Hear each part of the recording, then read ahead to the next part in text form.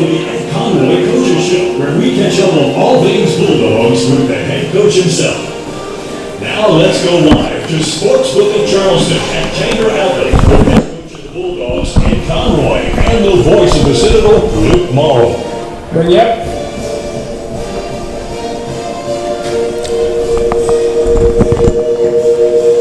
And good evening, and welcome to the Coaches Show with the head coach of the Bulldogs, Coach Ed Conroy here, as we welcome you to the Sportsbook of Charleston in North Charleston for our first Coaches Show. On the basketball side of things, we've been here all football season with Coach Brent Thompson on Tuesdays, and now we start the Coaches Show on the basketball side of things with basketball season here as Coach Conroy joins us on Mondays, at least when we're in town and able to, and maybe not every Monday throughout the season, but we'll be here at the Sportsbook of Charleston in North Charleston. Come out and join us in person, wear your Citadel gear, and get a discount on your tab, and also have a chance to submit a question in person for Coach Conroy and come hang out with us here Mondays through the basketball season as well. Coach is with us, of course. Coach, good evening. How are you? I'm doing great. Excited to be here and get this started. Yeah, absolutely. And it's good to have you back and to be doing the Coaches Show here on the basketball side of things as well, and plenty to get to over the next hour, so let's dive right in. If you're in attendance, you can submit a question for Coach. We'll get to those later on to end the evening, but about a week into the season now. You start at Clemson last week. You get the win at home against Presbyterian. You have a home game tomorrow against Morris College, which we'll talk about later on, but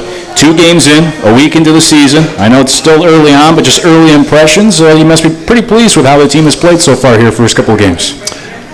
Very pleased with just how they are trying to come together as a team, and the buy-in has been terrific from the former player, the past players, and then the new guys coming in. And we have 18 guys on the roster who have they've never played together before. It's a brand new coaching staff. There's going to be some growing pains, but been really pleased with our guys and just their competitive mindset, the adjustments they make during the game, because it's not going to be smooth early in the season, and how they we always talk about being connected, and how long can you stay connected during a game with all the adversities thrown at you, whether it's foul trouble or on the road, a crowd, or a tough call the official makes, things like that. But can you reconnect? You're going to come apart. Can you reconnect quickly? And I think this group showed that in both the games so far. So as long as we keep doing that, we're going to keep going at a good pace and be where we want to be in February and March. I know we talked after each game, and you've talked to the media and everything about it. Clemson's going back about a week ago now. But I thought that's what you were just saying was, probably the most impressive part about that game against Clemson was that you had all these new pieces, new coaching staff, of course, you're putting in your system still. It's early in the year. And yet on the road against an ACC team, it was a 6-point game in the final 4 minutes. It seemed like this group, at least so far what we've seen, came together. It gelled pretty quick to start the year. They did, and we had some success early, and then Clemson kind of threw a counter punch at us at the end of the first half and built a little bit of a lead. We need to be better at that stage of the game.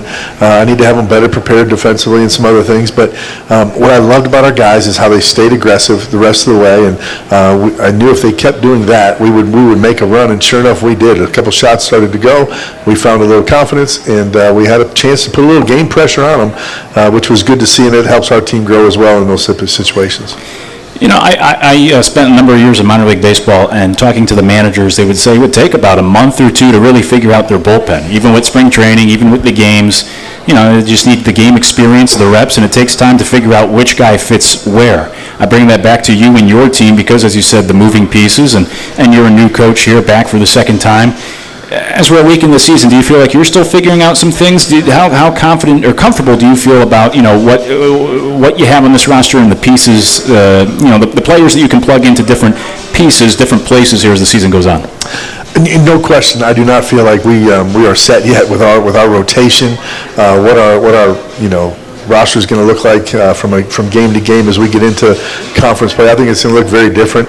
We have a couple guys that have been under the weather, haven't played yet, that are going to be contributors for us. We have some other guys who are battling some injuries that are going to play for us. We have, and then we have other guys that we're trying to figure out where their strengths are, what are the best combinations. And I told them even before the Presbyterian game, I said, if we're going to settle in on 9 or 10 guys as this game goes on to try to win this game.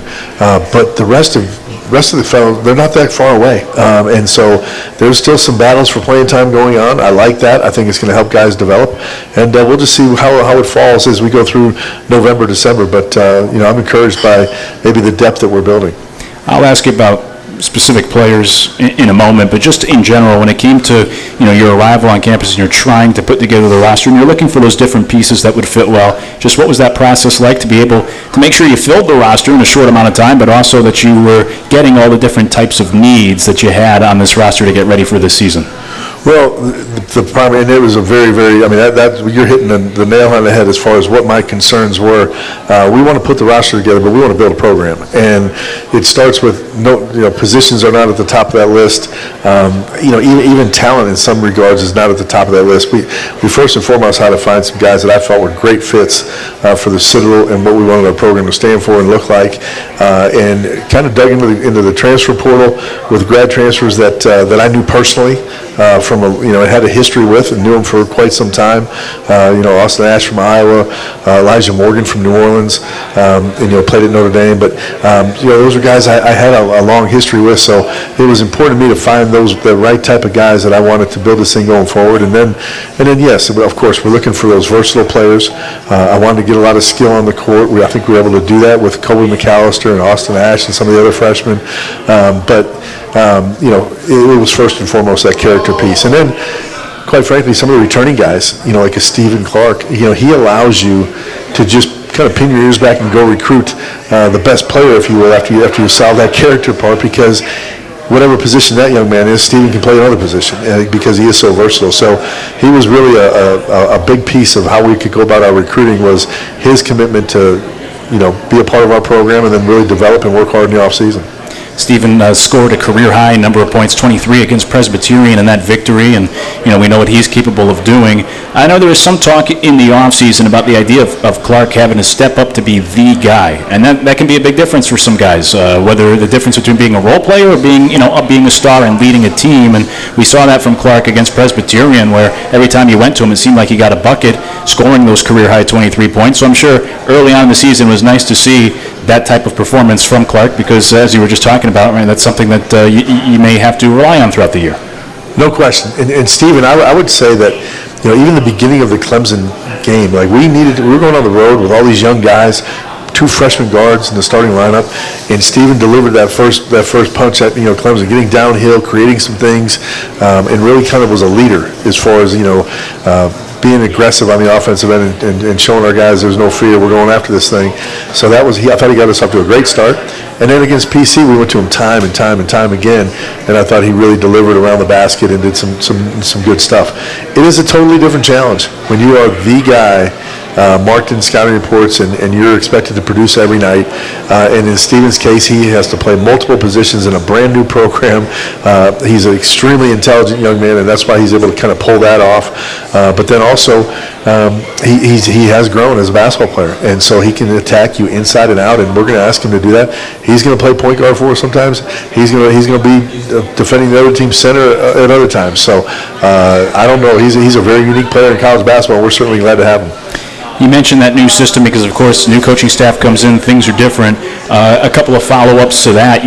When I've worked with football programs, they'll say when they get a new quarterback, a new starting quarterback, or a new coordinator, it takes almost a full year to open up the entire playbook. For you with your team, I know basketball can be a little bit different than the football, the different plays and everything, but for basketball, how deep do you feel like already this early in the season are you into what you're trying to do, and is that something that will take the whole year before you finally are able to get everything going in that system and what you want Citadel basketball to be this year? That's a great question, and I would agree that in general, you look at it takes time, and if you go back to when we were here before, we put the 5 freshmen out there on the floor, the Cameron Wells, Zach Urbanus, Austin Dawn. We put that group out there, and we brought more freshmen off the bench. And all of a sudden, halfway through their sophomore year, they really clicked and went on the long 13-game winning streak and all those kind of things. And we kind of finally, so that was about a year and a half of that. But we didn't have any experienced guys go with them. I think the difference this time is we have some experienced guys and some very intelligent players like David Maynard, Stephen Clark, the Austin Ashes, Elijah Morgans, the guys you've seen out there that hopefully can shortcut that process a little bit for us. But it's not really about our playbook or my system. Yeah, I try to watch that, we practice every day, but I watch that practice again every night and again the next morning, and just try to really, if you will, listen to what our players are telling me by what they're picking up. And we'll go as fast as they can, but at the base of it is fundamentals. And every single day when you come to watch us practice, we're working on the fundamental things. I say all the time to our guys, I would rather have a better player rather than a new play come March. And so I'm going to keep working on helping them become the best player they can, and then we'll use our strengths however we can. From the first 2 games of this season, it seems like for your team, a little bit different than the last couple of years for Citadel basketball, where guys are attacking, trying to get to the rim. Certainly Stephen Clark doing so Thursday against Presbyterian. And on the other side, playing that lockdown defense that you've been preaching. Is that what you like to see from the guys, getting to the rim on offense, playing that shutdown defense on the other end of the floor? Well, I want us to attack, and I want us to be able to be versatile offensively as well, where we can win a game from 3, which we almost did against Clemson, and then to the next game we win it attacking that glass and that rim really hard against Presbyterian. So we want to be balanced that way, but the basis of it is just playing unselfish. If you draw 2 guys, you draw a second defender, you're sharing that ball, you're getting off of it really quick, and the ball is moving. And if we do that and play together, guys are going to enjoy playing out there with each other, and we're going to have fun. And then I want to be able to win in whatever way the game calls for that night, and that's the balance I talk about. Whether we need to win this one on the defensive end or on the offensive end, we have enough confidence that we can do that. And I tell you what, I tried to paint the picture to our guys that there was nothing more fun to me when I played here of getting in a defensive stance in front of the football and baseball players and the rest of the core cadets, my classmates, company mates that were behind me on that baseline, and getting a stop. I always thought that was more fun than anything we did on the offensive end, and I thought our guys really bought into that the other night. We held them to 23 points the second half to get that win, and you saw how energized the core was at that end. You saw how our guys were responding. I just thought that was really neat to see. Yeah, it sure was, and I'll ask you about that coming up. It's time for our first time out, but when we come back, we'll talk more about that Presbyterian victory, the great second-half performance from the Citadel, and the great home court environment as well for a November game for the Bulldogs as well the other night against Presbyterian. As the Citadel will be back home tomorrow night against Morris College, you can come out and join us for 7 o'clock tip-off tomorrow. If you can't make it, you can listen on the radio, but come out and join us in person to come see the Bulldogs tomorrow night against Morris College before they hit the road for quite some time. We'll talk about all that coming up. The road trip upcoming, the holiday tournament next week, plenty to get to here with the head coach of the Citadel, Coach Conroy, and our first Coaches Show of the year. The Coaches Show brought to you by Cutwater Spirits as we hang out here at the Sportsbook of Charleston in North Charleston with you till 8 o'clock. If you're in person, you can submit a question for Coach. We'll get to that later on. We're talking Citadel basketball here in North Charleston. We'll take our first time out, come back with more on the Citadel basketball team here to start the year. All across the Citadel Sports Network. These breaks are 4 minutes.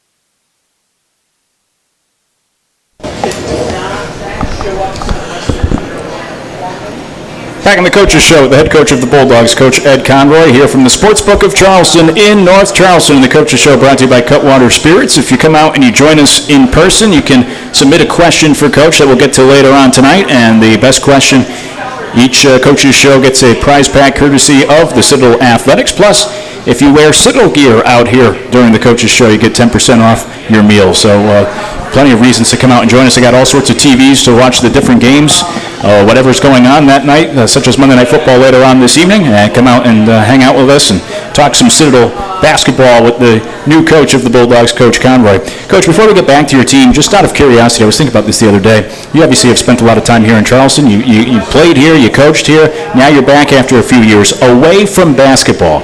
What was the thing you were looking forward to most in coming back to Charleston, whether it be the area, a certain restaurant that you've missed? What's the number one thing away from basketball that you were looking forward to in your return here to the Low Country? Well, there's a lot of answers to that question. The easy answer, and I mean it sincerely, the people.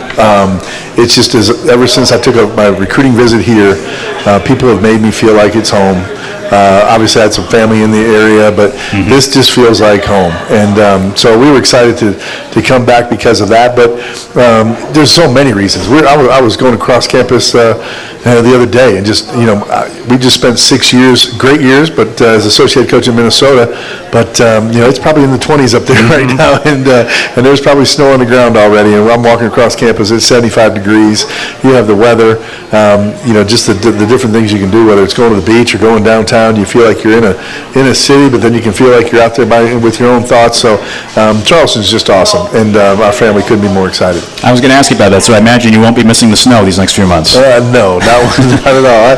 I've done my tours growing up and then going back up there. There was nothing like we chartered every trip at Minnesota, but it's still it's a further trip than people think. And when you go play at Penn State or at Maryland, and and the game might have started at 8 o'clock or 9 o'clock Eastern because of TV, you fly back home and it's 2:33 in the morning, and you land that plane, and there's nothing stopping that wind out there on that tarmac, and you had to go get your car, which you left 2-3 days ago, which is now frozen over. Those were some of the toughest half hours of your life. Yeah, I could imagine so. They got a big snowstorm not too long ago up there in that area about last week, so much nicer down here weather-wise.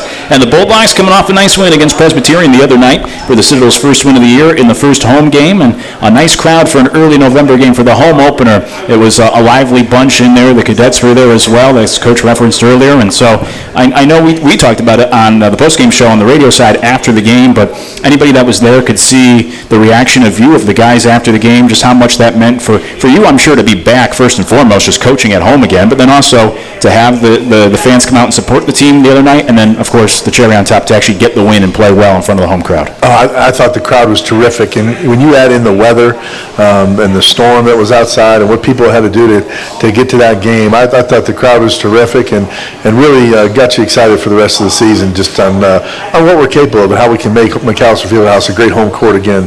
That was certainly a great start. Yeah, it sure was. And the Bulldogs, of course, will be home again tomorrow night at Morris College, so another opportunity to come out and see them before they hit the road for a while. In that Presbyterian game, you referenced earlier the defensive, the job of your guys on defense the second half. Game was tied at 35 at the half. You held them to 23 points in the second half, ended up winning by 12. I was always told by coaches, if you play defense, you always have a shot to win. And your squad here early in the year has shown some good ability on that end of the floor, especially in the second half against Presbyterian, to make sure you got that win. It was one of those games where I thought it was, and called, I thought it officiated very consistently, but they really let them play. And I thought that our ability to defend and then keep putting pressure on the rim, at some point they would break. And then we finally, toward the end, we made a couple shots, and we got to that free throw line, and we were able to put them away. But I think it was just our ability on the defensive end to really lock down and make every shot tough on them. And probably a thing that goes unnoticed a lot of times in scouting reports is that we had the right guys that we wanted to take the threes for them, taking the threes. I thought we did a good job of dictating what shots they took. And so I was really pleased with our guys with that, the ability to follow a scouting report this early in the season, but yet not get too far away from our main principles. I thought that was a key thing in that game. And like I said, I thought we just kept pounding away, and then we finally broke them toward the end. How much of it was also, adjustments just midway through the game that changed things in the second half? Well, there was some adjustments, and mainly it was personnel. I thought we did change a few matchups, but I thought there was some guys like Dylan Engler. He played a terrific 10 minutes of basketball, and it's one of those, you look at the stat sheet, I'm not sure, it's probably zeros across the board, but he had a major effect on that basketball game. Just his energy when he went out there, how we were able to cover some ball screens and some other things. And then David Maynard, 11 rebounds if I'm not mistaken. We got one big one at the free throw line. Did a really good job when we were undersized of getting to the boards, and that's why I say some of the encouraging things for me and really gratifying things were the buy-in. Those are two players who were here before. We didn't recruit them. They chose to stay at the Citadel, and then they were asked to do things in that game that they hadn't really been asked to do before. And they both responded in a very, very very unselfish, very competitive way. And we give out a dog bone at the end of the game. A really large dog bone is, who kind of made the plays that really signified the effort that we want our program to be known for. And it doesn't really mean us you're the MVP or the leading scorer or anything, but those were the two names that went on the dog bone because of their efforts in the second half. I love that. I love that idea of the dog bone. And in regards to David Maynard, a career high 11 rebounds as well. So pretty impressive for him the other night. I asked you about this on the air after the game, but, Madison Durr, you mentioned the stat sheet. You look at the stat sheet, you see 0 for 7 after the great game he had against Clemson. But as you told me on the postgame show, right, that doesn't tell the whole story. He's a freshman point guard running your offense, and he did a lot of good things the other night even if he didn't score the basketball. Oh, he absolutely did. He ended up, if I'm not mistaken, with 5 assists in the game. He had 2 back-to-back assists that really led to breaking their spirit a little bit in the second half. One of them was off his own rebound. He grabbed the defensive rebound, pushed it the length of the court, and then found Austin Ash on the wing for a big three that really got McAllister probably as loud as it's been in a while. I thought everybody kind of erupted on that one, and so he did some good things.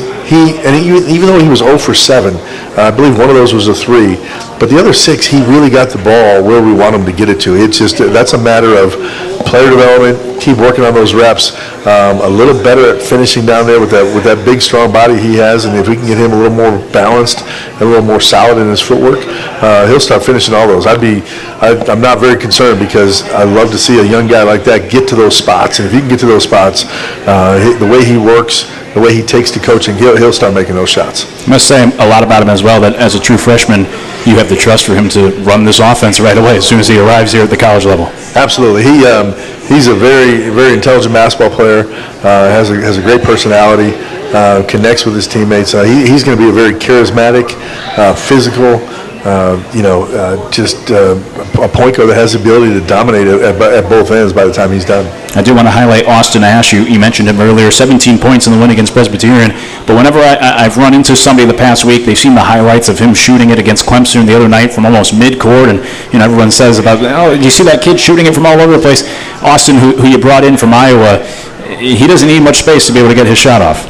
He doesn't need much space at all. No, he's very confident. It is so much fun to see for me to see him out there getting a chance to play major minutes at this level and really affect a team's ability to win or lose a game. And he's someone that we're going to rely on. He's a great leader. He really knows the game. And as you see, he's explosive offensively, and not just from the 3. He's very crafty. He's not the quickest guy around, but he's very crafty going to the basket. He can hit some floaters and things like that. But he'll be a guy that plays major minutes for us all year, and we'll be able to knock down shots. The other player I want to highlight here before we take another timeout, Colby McAllister. You mentioned his name.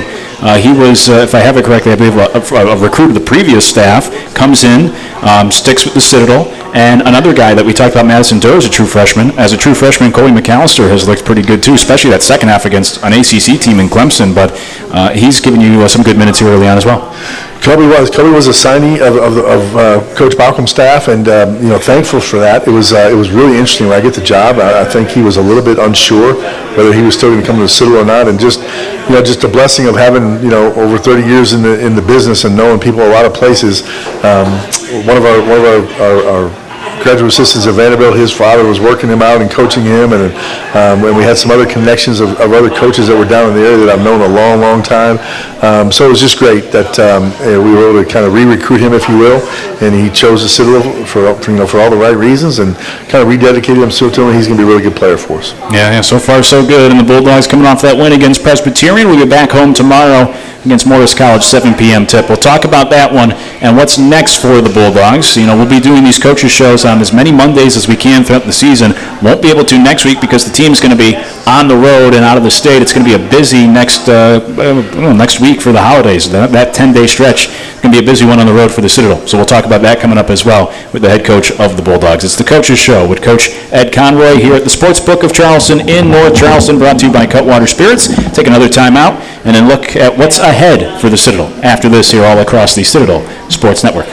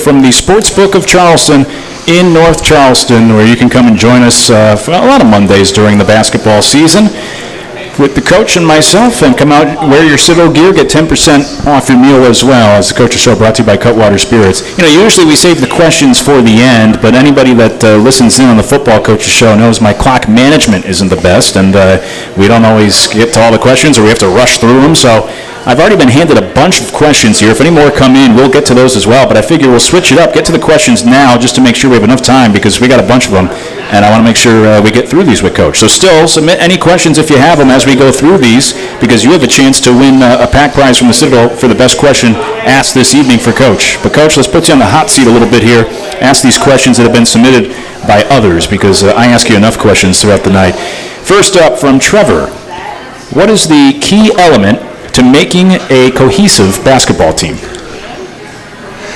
Well, I think consistency. I think that's a responsibility for like everybody in the program. I think the coaches have to have a very consistent message in what they're teaching. Nothing's more frustrating for a player than you teach them one thing, or you're explaining something, and then a week or two later, you're changing things up, and they don't know exactly, because there's so many different ways to be successful at any sport, but certainly basketball. And sometimes basketball is, one of the things I like to say is it's the most overcoached, undertaught sport there is, and that people really can, because there's only 5 players out there who really get into the X and O's of it, and it really comes down to those players and their ability to play together in fundamentals.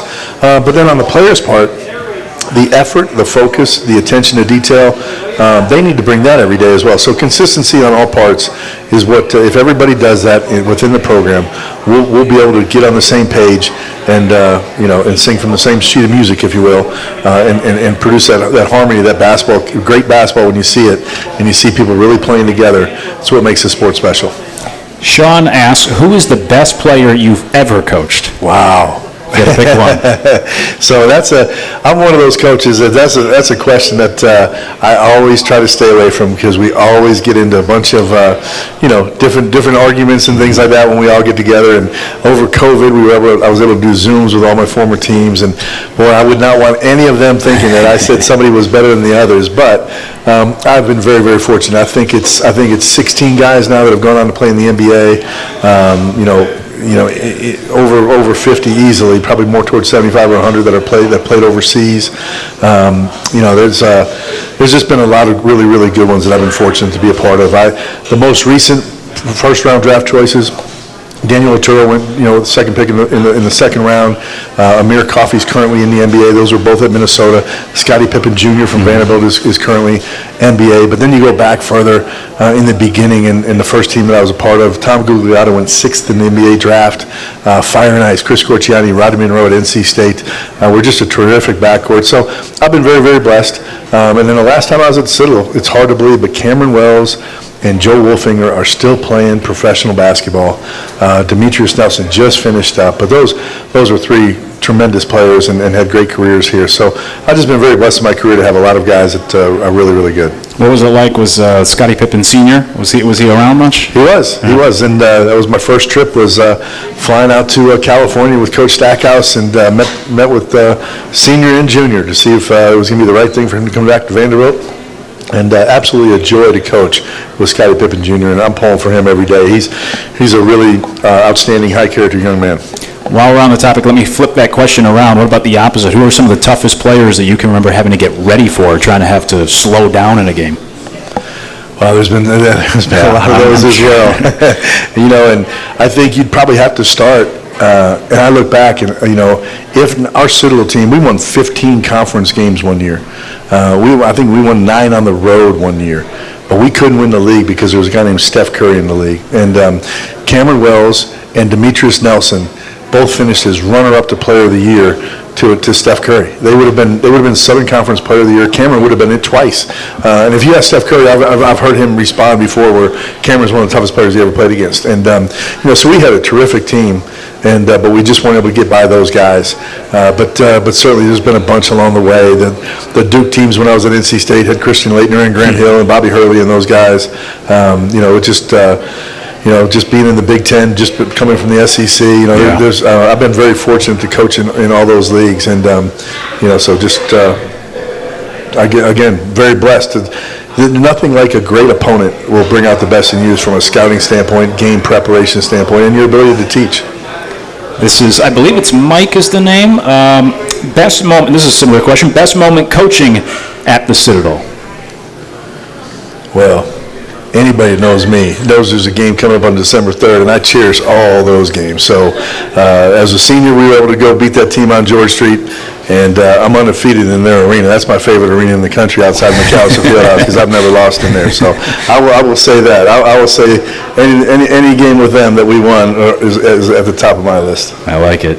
Derek with a request. He asked if he could get tickets to the UNC game. I like the Hail Mary pass there. I like the shot. I like taking your shot. Now, you've been, as you said, I mean, you've been around for a long time. You played, you've coached in all the big conferences. Is there an arena or a road game that stands out as that was really special to be able to coach or play in that specific arena or against a specific school? I would tell you that, and I grew up in the Midwest, and so one of my dreams was kind of to get back to, coaching in the Big Ten, and because those venues are full every night, and I knew that coaching in Assembly Hall at Indiana or Mackey Arena at Purdue, and we had a terrific win at Purdue one time, and Mackey Arena right now, boy, it is rocking. I mean, they have got that thing going. Those fans are really knowledgeable, and that place gets really, really loud. I would put, as a player here at the Citadel, we had a chance. We had the last shot to beat Kansas, Danny Manning, in Fog Allen Fieldhouse. We missed that shot, but that environment that night was tremendous, and I've always put that as one of the top 5 venues in college basketball. As at NC State, you had Cameron, but you had our home court. Reynolds Coliseum was amazing, and then I put Mackey in that group. But that's one of the things I try to do with our program. When I was here last time, we went and played at the Palestra. We went and played out of Washington. We're going up to Hinkle Fieldhouse this next week to play Butler. I believe in giving our players those experiences because those are the things that I loved. I love the rivalries. I love playing in the historic venues. I like going in places where people really care about basketball and giving our guys a chance to test themselves that way. Yeah, absolutely. This is a bit of a inside source here. The question from Jeff asks, who has been the most helpful since you have come back to campus? Well, that would have to be Jeff, of course. That might go down. That might be the automatic winner for the night. The fact that he would lead himself into that win, right? That's right. Of course, I'm getting boos now over here from other people here. I will not tell Jeff, since Jeff's not in attendance, but I hope he's listening. I will not tell him who is booing my suggestion for him to win. From Karen, ask if you have a favorite pregame song. Any songs to get you in the mood before a tip-off? You know what? I really don't. I don't. Our players, a lot of times I'll walk to the locker room and I'll grab whatever they're listening to and ask them what they're listening to, but I've never really had my own pregame song to get me going. What about as a player? Did you have any superstitions before games? We probably didn't call them superstitions. We probably call them rituals, getting ourselves focused and things like that. But I would tend to be very conservative that way. As far as I was always going to dress the same way. My socks were going to be the same way. Shoes the same way. I wouldn't say that I, from the standpoint if a shoe was out of place or something, I wasn't superstitious about it. But I certainly had my ritual, and I knew what I was going to eat and how I was going to prepare. Jessica asks, and this is in past tense, so I don't know if this is about your playing days or currently now as a coach, your biggest challenge at the Citadel? Well, I think in this day, it's certainly going to be, I think the Citadel, I think sometimes we sell ourselves short, and I think, I'm hopeful that at the end of this week I'm going to be able to announce a really good recruiting class. And I think last time we were here, we were able to attract some really high-level players. I think you see that on this year's team. I think recruiting the Citadel is absolutely one of the great joys of my professional life is doing that. I love to represent the Citadel and sell everything that it has. So I know we're going to be able to recruit. I have all the faith in the world in our staff. We pride ourselves on being great teachers. Now can we retain that talent? So we're going to be able to recruit, we're going to develop, but you got to be able to retain. And not so much a knock on the Citadel, obviously, but in this day of NIL and transfer portal and all those things, I think every program in the country is trying to figure out what is it that's going to be their formula to retain players. If we retain players and can maintain that consistency we talked about on one of the first questions, then I don't think there's anything stopping us. Along those lines, the next question right on cue, Bill asks, are you recruiting height right now? We are. We just, and I know I can talk about this one. We have a 6'11" young man coming down from Massachusetts, Quinn Nelson, and we'll release the entire class as it finalizes here. But we're really excited about him. He is a terrific young man. Represents the Citadel great. Already has a great work ethic, and you have a big guy like that that's coachable, works really hard, and can run. Sky's the limit. Jason wants to know, will the Citadel ever have throwback or alternate jerseys? Well, that's a really good question as well. I feel like we do this year. I made a major point when we took over to get back to Citadel blue and white, and the traditional. We have a very traditional uniform, I would say. Not that I'm opposed to some of the other, some of the alternate jerseys and things like that, but I wanted our guys to, as we start this program, to really understand the foundation, and then we can move from there. And so I feel like we kind of did a little bit of the throwback. Those uniforms I think would look very similar to those most consistently through all the eras. Lastly, at least for now, the submitted questions, and you may have already touched on this throughout the evening, but your favorite thing about the Citadel? Well, kind of what I talked about before. The people, and I'm very thankful that we just moved on campus, but I'm going to be able to live on campus again. There's just something for me about walking around that campus, being around the cadets, coaching the type of men that go to the Citadel. It's just, it's an incredible blessing. And so my favorite thing is just to be on that campus. I love the big weekends when everybody comes in, whether it's Parents' Day or homecoming. I love all the festivities, just all those type of things. You ever try to go eat in the mess hall again just for old time's sake? Oh, absolutely. I'm all over. Those are the submitted questions. Hey, every week at the Coaches Show, you have a chance, if you come out in person, submit a question for Coach. We'll get to it, and the best question of the night gets themselves a gift bag courtesy of the Citadel Athletics as well. So more of the reason to come out and join us in person here for the Coaches Show. We'll take our final break, come back with our final segment where we will look ahead to what's next for the Citadel. They're home tomorrow night, then they head out on the road for a while with some interesting games on the schedule here coming up in the non-conference these next couple of weeks. So we'll preview that stuff coming up after this. It's the Coaches Show with the head coach of the Bulldogs, Coach Conroy, here from the Sportsbook of Charleston in North Charleston, brought to you by Cutwater Spirits, all across the Citadel Sports Network. Hi, this is Citadel head football coach Brett Thomas.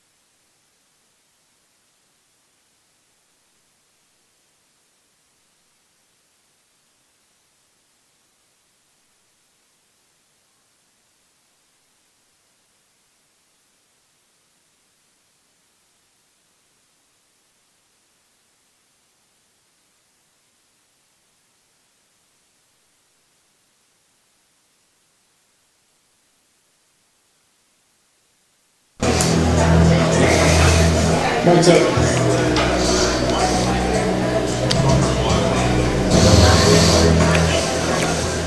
Back in the Coaches Show for the final segment tonight with the head coach of the Bulldogs, Coach Conroy, as the Bulldogs get ready for a home game tomorrow night with Morris College. Coming to you here from the Sportsbook of Charleston in North Charleston. Come out and join us on Mondays during the basketball season. We're out here for the Coaches Show. Coaches Show brought to you by Cutwater Spirits. You wear some Citadel gear out here to the Coaches Show, you get 10% off your meal, and you have a chance to submit a question. We got to those questions last segment, but the winner of whoever puts in the best question has a chance to get out of here with a gift bag as well. Coach, let's look at the next couple of games coming up, the next couple of weeks, really. It's an interesting non-conference schedule that you guys have put together this year. It continues tomorrow. Let's just go game by game here. But tomorrow night, you're back home. Morris College, school from up the road. The Citadel played them a year ago, non-Division I program. And I'm sure an opportunity here early in the year to, again, continue to work on some things against a team that, you never want to take anybody lightly, certainly, but this isn't Clemson. It's not an ACC team. It's an NAIA school that you get to play at home tomorrow, and an opportunity here to continue to build on things early in the season. Well, it'll be important for us to come out. One thing I challenged our guys on is our starts. We need to come out and we need to be able to really establish right from the very beginning. I thought, Clemson put us down a little bit, and then PC put us down a little bit where we had to make some adjustments. So we need to come out and dictate right from the very start. We need to have another good home crowd. Our guys we need to get some more guys, some good reps. We need to play quality basketball. That's what this time of year is all about, is just to keep improving. And because we know what kind of schedule we have. We put together, this is arguably the toughest schedule in the history of the Citadel. It's the most Division I games ever scheduled in the regular season.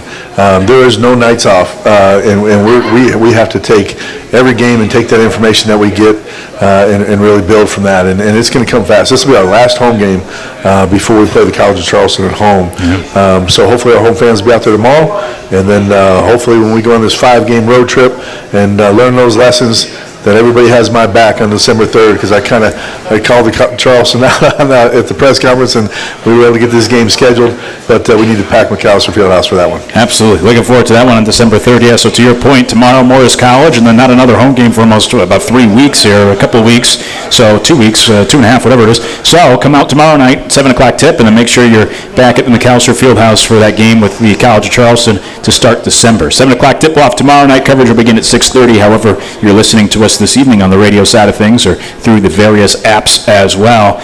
And then after that, you mentioned the road trip, you mentioned the tough schedule and the challenging opponents, and certainly one of them will be Saturday at Butler, 7 o'clock tip-off at Butler on Saturday. You referenced that game earlier and being able to go play at that arena, but much like Clemson to start the year, Butler, another obviously formidable team here on the schedule early in the season that you guys will have a chance to play this weekend. And I've been to Butler recently at Minnesota. We competed against them. It's a great venue. It'll be a lot of fun for our guys, but we're going to face a physical, very sound basketball team coached by Thad Mata, a very good friend of mine.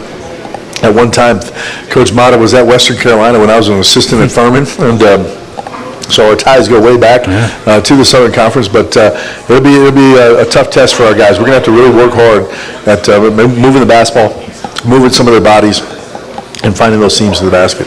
Yeah, so from there you're going to go to New Orleans. So you leave on Friday, go to Butler in Indiana. Then from there you go right out to New Orleans for the holiday tournament. You're going to play a series of games there over Thanksgiving. So you guys are going to be on the road for about 10 days straight. You're going to play 4 games there over that period. I know talking to people in the past around Citadel Athletics, they say we like the road games more. You get a little, get to go in a hotel. You get to a little more freedom and everything, and especially during the Thanksgiving break, maybe no schoolwork either. So it's going to be a long road trip, but I'm sure it'll be nice for the guys, especially bonding as well, to get out on the road for a while here after tomorrow's game. It will be good to get out there, and we'll have 3 games in 3 days. We'll get a lot of information from that. It's going to be a lot of fun. My whole family's going. We obviously we made some great friends in our time at Tulane and in New Orleans.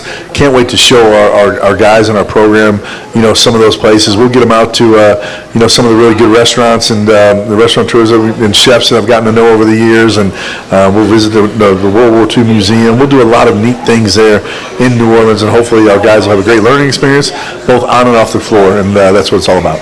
3 games in 3 days, as you mentioned. You play Wednesday, Thursday, Friday against New Orleans, then the University of Denver, and then IUPUI. What sort of challenges will that bring from a basketball perspective to play 3 days in a row? Well, as you've mentioned several times in the show, we have a young team. when you play that quickly, you can't make a lot of adjustments. You have to really start to believe in what you're doing. You have to be sound. You can only make one or two tweaks. Guys got to turn their attention from one game to the scouting report that night, all the way to preparing for the game the next day. It comes at you really fast, and you can be on the end of dropping three really quickly or winning three really quick. But one of the other reasons I wanted to put our guys in this tournament is we've got to be better in March, and that's just a mission of ours at the Citadel to win that tournament and get to the NCAA tournament. And in order to do that in Nashville, you've got to win 3 games in 3 days. And I want our guys to be in that position right now. Whether we do win all 3 games or not, I want them to see what it's like to prepare, what it's like to face different styles, different opponents, and what it takes to do that, to win 3 games in 3 days. And then lastly, when you're looking at the schedule, I know we're getting ahead of ourselves here, and you take one game at a time, and we'll have a coach's show, I'm sure, before then. But once you return from the Thanksgiving holiday, then you get Charleston Southern and the College of Charleston. You've already talked about that College of Charleston matchup, but just in general, how important was it to have these local schools back on the schedule here in the Low Country?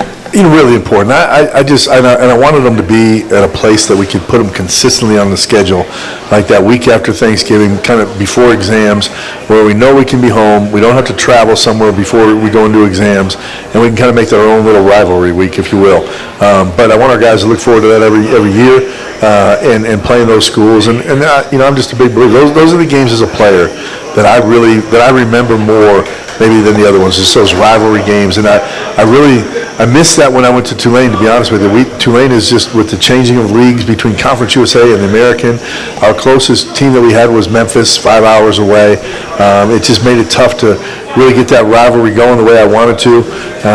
But then being back at it with Minnesota, and you got Iowa, Wisconsin, and you get to Vanderbilt, you got Tennessee, things like that.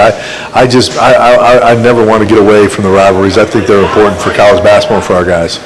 Couple minutes left, and you may have already touched on these things, but as we bring it back to tomorrow night's game against Morris College, well, first let me ask about Morris College, because we just went through this on the football side when they played the Virginia University of Lynchburg on Saturday. When you get ready for a game like this against Morris College tomorrow, how much do you know about this team, or is it kind of a mystery of what you're going to see tomorrow? No, we know a lot. In fact, we prepared for them the same way we prepare for any game. Our breakdown of film and how we do it, a lot of which is kind of the Rick Pitino method that I was one of the things I've tweaked over the years and really kind of got ingrained to me when I was at Minnesota for those 6 years. The way we prepare with the film, we did it the same as we will for Butler. And so I want our guys to get used to preparing for everybody the same way. And I told them today, my message today is going to be the same thing you're going to hear on Thursday about at this time of year. It's about us and getting better at what we do. We'll make the game adjustments, as you saw us do against Clemson and PC during the game, but we're not going to change too much in practice right now because we've got to get solid in what we do. With that said, when it comes to your team, what would you like to see as that next step? 2 games into the season, coming off the win against Presbyterian. What do you want to see tomorrow night to show that you guys are continuing to move forward? I want to see that ball just flow even more smoothly and sharing even better. We've done a good job of taking care of the basketball. We only had 10 turnovers the other night. But as people start to guard you differently, I want to see our guys react kind of seamlessly, because I'm a big believer in just ball movement, player movement. I don't want to see that ball stop. Selectively, some people are getting denied now. They're starting to guard Steven a little different. They're starting to guard Austin a little bit different. They're starting to do a scouting report on us, and I'm sure Morris will as well. And I'm sure they'll throw some different defenses at us. I want to see, no matter what they put up defensively, that we really keep moving the ball. And then on the defensive end, I was not happy with the way we started the game. I loved our second half, but as I've challenged our guys, I want to see those hands up earlier. I want to see the physical blockouts earlier. I want to see us put in the chest. We've drawn numerous charges already this year. I want to see us continue to do that. When it comes to defense, and we only have a couple minutes left, so I want to. This may be a longer answer than we even have time for. But when it comes to playing that, what's the key to playing that good defense that you want to see out of the guys? I want to. You got to really make it part of. You got to understand that how valuable that is to going into winning, and then you got to have that desire to get down in the stance. As the game goes on, 40 minutes, it's harder and harder to get that thing down. It takes energy and a commitment, and I think we're starting to realize how hard I expect us to play. But that'll be a work in progress for a while. Well, the Bulldogs are back home tomorrow against Morris College. We have made it through our first coaches show of the basketball season with the new coach of the Bulldogs, Coach Ed Conroy, here at the Sportsbook of Charleston in North Charleston and the Citadel. Back home tomorrow night against Morris College, 7 p.m. tip-off. Come out and join us in person at the McAllister Fieldhouse. If you can't make it in person, we'll have you covered on the radio side of things with coverage beginning at 6:30. You can hear from Coach again on the pregame show tomorrow, leading right until tip-off at 7 o'clock. Then the Bulldogs head on the road for a while. Won't be back home again until December 3rd against the College of Charleston. So, if you want to see this basketball team, come on out tomorrow night for your opportunity to see them, for the only opportunity here over the next couple of weeks. Bulldogs football team finishes up their season Saturday on the road against VMI. Basketball home tomorrow night against Morris College, 7 o'clock tip. Hope to see you out there at McAllister Fieldhouse. And we'll see you out here as well for the next Coaches Show from the Sportsbook of Charleston in North Charleston. The Coaches Show brought to you by Cutwater Spirits. For the head coach of the Bulldogs, Coach Ed Conroy, I'm Luke Morrow, wishing you a happy rest of your Monday night here all across the Citadel Sports.